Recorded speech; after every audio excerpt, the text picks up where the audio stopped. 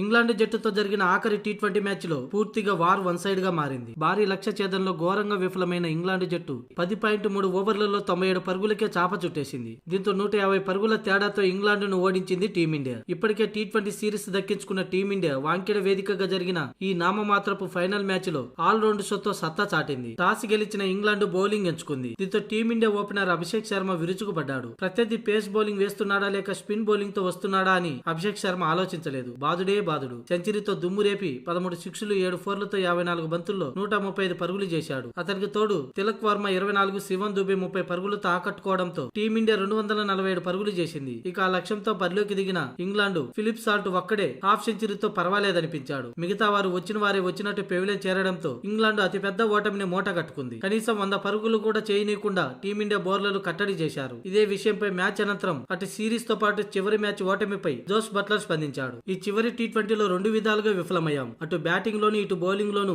రాణించలేకపోవడమే match ఓటమికి ప్రధాన కారణమని, ముఖ్యంగా అభిషేక్ శర్మను తొందరగా అవుట్ చేసి ఉంటే ఇంత భారీ టార్గెట్ ఉండేది కాదని జోస్ బట్లర్ పేర్కొన్నాడు. ప్రస్తుతం ఇండియా పరిస్థితులను బట్టి చేజింగ్ కు అనుకూలంగా లేవు. టాస్ గెలిచి గత మ్యాచ్ల ఫలితాలను బట్టే ఈ నిర్ణయం తీసుకున్నాం. కానీ పరిస్థితులు పూర్తిగా మారిపోయాయి. మిగతా మ్యాచ్ల కంటే చివరి మ్యాచ్ చాలా భిన్నంగా సాగింది. ఏ దశలోనూ గెలుపు దిశగా సాగలేదు. తమ తప్పిదాలను సమీక్షించుకుంటాం అని జోస్ బట్లర్ చెప్పుకొచ్చాడు.